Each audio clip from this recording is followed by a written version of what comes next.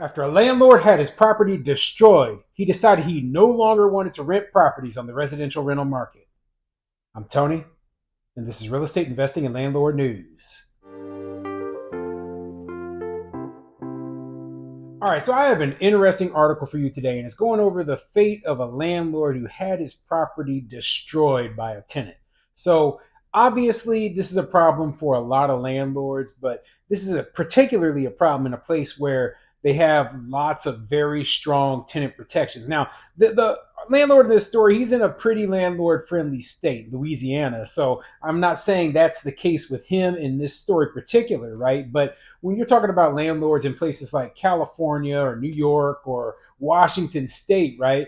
We're talking about landlords who have to deal with the exact same problems as the rest of us throughout the country, but don't have the strong property rights and don't have the strong protections that make it so that we can remove these bad tenants quickly and easily and inexpensively. So instead of it just being a simple process, these guys got to jump through all sorts of ridiculous hoops. And I like to bring attention to the fact that, hey, you know what? We suffer. We suffer a lot through, all of the bad tenants that we deal with. And yeah, we do make money, but we have to charge higher rents because we have to deal with these bad tenants. And that's the thing that a lot of people, they just don't understand. They don't understand why are landlords charging so much higher than their payment for the rent?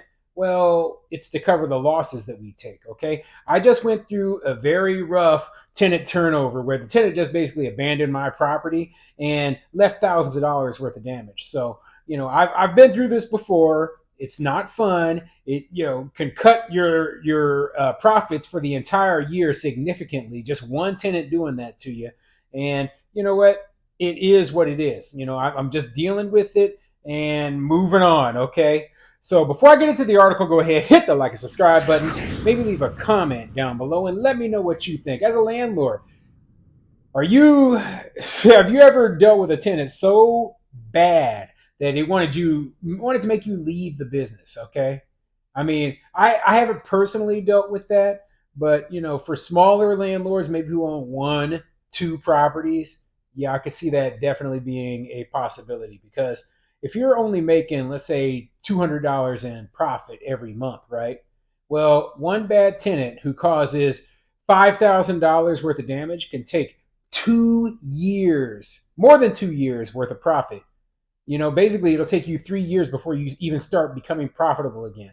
That's how bad it can be. Okay. So, yeah, small mom and pop landlords are the ones who really suffer through bad tenancies. Okay.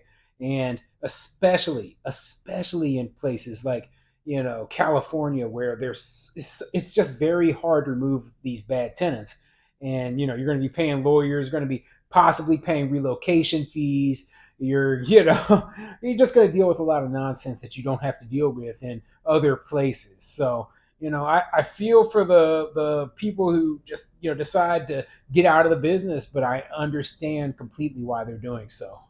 So anyway, let's get into this article. This article is coming from ktalnews.com, and it says, property owners share the woes of having tenants that destroy rental properties. And there's actually a video that goes with this article. I'll play part of that video for you right now. It makes me feel taken advantage of. And when you do an investment like this, it's pretty much like a gamble. Shreveport landlords are fed up with the way some tenants are leaving homes in nasty conditions. The smell just hit me, permeated. It was powerful. And then I started noticing maggots and flies and just the remnants of somebody who hadn't cleaned up in probably 6 months. Tiffany Hyde shares her experience with her tenant. And we're seeing a lot of people just be destructive, nasty, bugs. And when I say bugs, I don't just mean a few. We're talking about complete infestation. All right, you saw the video. Let's get into the article. Shreveport, Louisiana. Landlords upset by living conditions left behind by tenants who neglected basic cleaning and maintaining of rentals want to know what can be done to protect the rights of property owners. I feel taken advantage of, Shreveport landlord and owner of Hemingway Collision, Chris Hemingway, said. Tiffany Hyde owns JWH Properties and acknowledges that any investment property is not a speculative venture. When you do an investment like this, it's really a gamble. JWH Properties owners Tiffany Hyde said. Hemingway was in disbelief when he saw the condition of his property. First of all, the smell just hit me, permeated. It was powerful, and then I started noticing maggots and flies and just the remnants of somebody who hadn't cleaned up in 6 months, Hemingway said. And believe me, okay, yeah, you can do regular inspections, but it's still possible to miss this sort of thing. And why, you might ask? Well, if you're doing, let's say, I mean, unless you're going out there every other week, the tenant can leave the place in a state of disrepair so quickly, and the place start falling apart that hey, what are you supposed to do? If you haven't been out there in 3 months, you go out there, the tenant hasn't cleaned up in 3 months. Well, yeah, the place is going to be trashed that quickly. Okay, I mean, I wonder if the solution to this is, to not put those tenants into your property in the first place. So my suggestion is stronger tenant screening. Okay, that's the number one thing. You screen the tenants, you charge the highest available market rents, and do the best you can. But you're never going to be 100% able to prevent this sort of issue from happening. That's the thing. Okay, no matter what, you're gonna. I mean, I've heard of upper middle class people even who have trashed properties, and that's sad, but it's the truth. I mean, there was a story I covered a while ago about a police officer, a 20-year veteran police officer who trashed properties and didn't pay rent. I believe that was in New York State, and you would think, well, that kind of person, he's got a good, stable job, he's not gonna cause any sort of trouble, but he did. Okay, that's why I say you never know what's going to happen, or if the tenants that you pick are the ones that are going to be the ones who tear your property up. Hyde shared her experience with her tenants. We're just seeing a lot of people just be destructive, nasty, bugs. I mean, and when I say bugs, I don't mean a few. I mean complete infestation, Hyde said. Hemingway questioned what could be done to aid property owners. I just think there should be some legislation passed to circumvent issues like this and to protect the property owner, Hemingway said. And the best solution, the best legislation would be a fast eviction process, okay? And that's the best thing. Get those tenants out of there as quickly as possible. Allow landlords to be able to go after those tenants for damages, okay? And to be able to get that security deposit and use it to make repairs. Instead, what we're seeing is, in especially places that are more left leaning, we're seeing it making it harder for landlords to evict tenants, harder for them to raise rents to cover the cost of damages, making it harder for them to use the security deposit that the tenant left for damages. They make it as hard as possible for the landlord to be able to just operate their business. And it makes no sense whatsoever.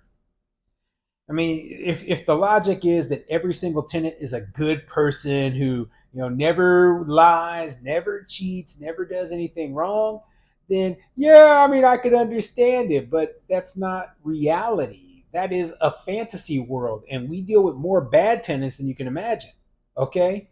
Even if 1 out of every 10 tenants is a bad tenant, well, that's a lot of tenants that you're going to have to deal with who are trying to take advantage of you and take advantage of the system, okay?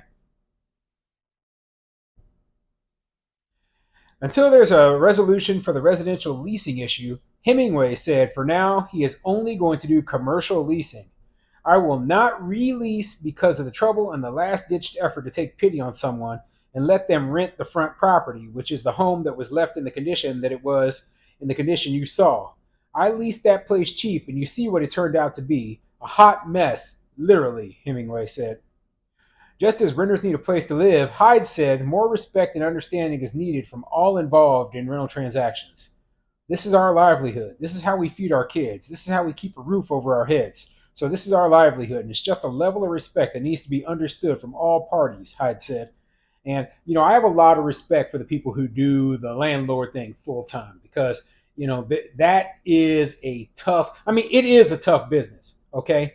And, I'm a part time landlord. I work a full time job on top of being a landlord, on top of also, doing my YouTube channel, right? So, I don't focus all of my attention. I don't get all of my income from being a landlord. But it would be a scary thing thinking that, hey, one tenant ripping my property apart means that I'm not making any income for the next however long. Okay. That would be very scary. That's part of the reason why I never wanted to go into being a landlord full time. But, maybe after I retire from my job, I will look into it more. But, like, I feel bad for this guy who says, you know what, he rented the place below market. He wanted to, provide affordable housing apparently, and the tenant trashed the place. Okay, this is what I tell people when they say, well, why aren't landlords, why are landlords, so strict with their rules? Why are landlords always seemingly, not giving people a break? Because when we give people a break, we get taken advantage of. And, it's a losing situation for us.